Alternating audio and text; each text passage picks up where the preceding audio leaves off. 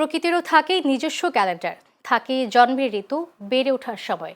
আর সেই সময়টুকু নির্বিচ্ছিন্ন রাখতে বিশ্বের বৃহত্তম ম্যানগ্রোভ বন সুন্দরবনকে 3 মাসের জন্য মানুষের পদচারণামুক্ত ঘোষণা করেছে বন বিভাগ। জীববৈচিত্র্য রক্ষার এই সিদ্ধান্ত যেমন পরিবেশবিদদের স্বস্তি দিচ্ছে, তেমনি জীবিকা নিয়ে উদ্বেগ বাড়াচ্ছে বননির্ভর মানুষের।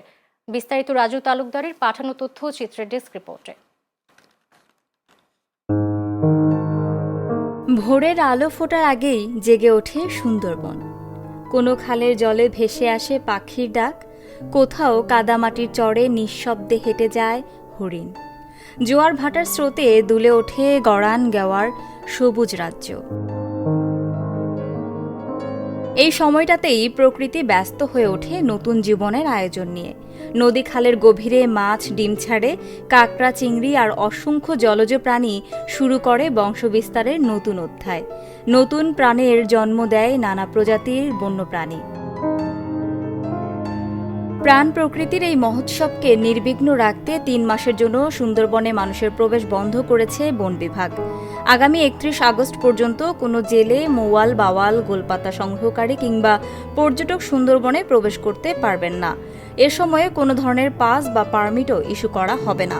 সুন্দরবন 3 মাস বন্ধ থাকে, জুন, জুলাই, আগস্ট, এই 3 মাস। কারণ এই 3 মাসে কিন্তু যে মাছে যেমন প্রজনন হয়, তেমনি গাছের বীজ থেকে কিন্তু ফল চারা গজায়। এই সময় যদি জেলে বা মহলেরা আসে, তাদের ট্রলারে যেমন চলালে যেমন আমাদের মাছের প্রজনন ডিস্টার্ব হবে, তেমনি যে বীজগুলো থাকবে, বীজগুলোকে থেকে পাড়া টড়া বিভিন্ন কেটে নষ্ট করবে। একটু শক্ত হয়ে গেলে আর সমস্যা হয় না, যার জন্য এই 3 মাস বন্ধ থাকে। বন বিভাগ জানিয়েছে, নিষেধাজ্ঞা কার্যকর করতে বন বিভাগ, কোস্টগার্ড, নৌ পুলিশ ও মৎস্য বিভাগের সমন্বয়ে জোরদার করা হবে নজরদারি। এই সময়ে অবৈধভাবে প্রবেশ করলে নেওয়া হবে আইনগত ব্যবস্থা। আমার মতন হাজার হাজার জেলে পরিবার আছে যারা অনাহারে, বাচ্চা যখন ভাত চায় তখন কোনো বাবা আর সহ্য করে থাকতে পারে না। সরকার তো তার মতো সে অভিযান দিয়েই চলে, কিন্তু আমাদের যে কিভাবে চলবো, কিভাবে বাঁচবো, বাচ্চা নিয়ে, ফ্যামিলি নিয়ে, এটা তো একবারও চিন্তা করে না। এই 3 মাসের অভিযান দিতে শুনেছি, প্যাকিং করে ভুলে গেছে।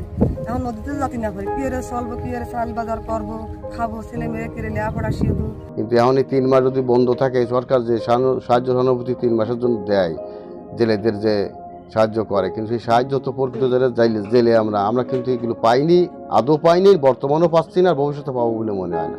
যারা টুরিস্টের সাথে জড়িত আছে, শুধুমাত্র তারাই যে সুন্দরবন বন্ধ হলে ক্ষতিগ্রস্ত হয় তা না। সুন্দরবন বন্ধ হলে চার দোকান থেকে শুরু করে বাংলায় ভ্যান চালক থেকে শুরু করে প্রত্যেকটা সেক্টরে আমাদের ক্ষতি হয়, যা নিয়ে কোনো প্রশাসনমহল ভাবেও না এবং চিন্তাও করে না, আজও করে না, কখনোই করে নাই। পরিবেশ ও জীববৈচিত্র্য রক্ষায় উদ্যোগটি স্বাগত জানালেও বিপাকে পড়েছেন বন নির্ভর মানুষ।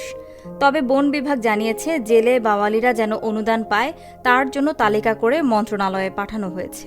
সুন্দরবনের উপর নির্ভরশীল বনজীবীরা আরও অতিরিক্ত সুযোগ সুবিধা পেতে পারে। এই আলোকে আমরা কিন্তু বনজীবী হিসাবে জেলেদেরকে অন্তর্ভুক্ত করে, যারা আসলে এই পেশার সাথে জড়িত, সুন্দরবনের পেশার সাথে জড়িত, তাদেরকে অন্তর্ভুক্ত করে আমরা অলরেডি তালিকা প্রেরণ করছি। প্রতি বছরের মতো এবারও প্রজনন মৌসুমে সুন্দরবনকে সম্পূর্ণ নিরবিচ্ছিন্ন পরিবেশে রাখার উদ্যোগ নিয়েছে বন বিভাগ। 3 মাসের জন্য নিস্তব্ধ হয়ে যাবে সুন্দরবনের পথঘাট। মানুষের কোলাহল থামবে, থামবে ইঞ্জিনের শব্দ। কিন্তু সেই নীরবতার ভেতরেই জন্ম নেবে অসংখ্য নতুন প্রাণ, বেড়ে উঠবে ভবিষ্যতের বন।